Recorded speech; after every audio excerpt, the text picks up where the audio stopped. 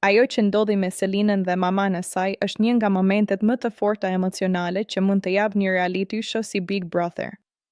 Nuk është më thjesht lojë, strategji apo fitore, është përballje mes binitetit personal dhe spektaklit.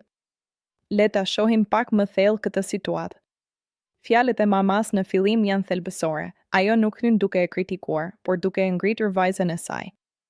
Je vajzë e fortë, me edukat jemi krenar për ty. Kjo është një mënyrë shumë e qartë për t'i kujtuar Selinës identitetin e saj jashtë lojës. Në një ambient si BBV, ku çdo gjë deformohet nga presioni, izolimi dhe konfliktet, një kujtesë e tillë është si një rikthim në realitet. Por pastaj vjen kthesa e fortë. Kur ajo thotë që 48 orët e fundit kanë qenë përdhosje dhe për ulje shumë e madhe, mesazhi nuk është më vetëm emocional, është një vijë e kuqe.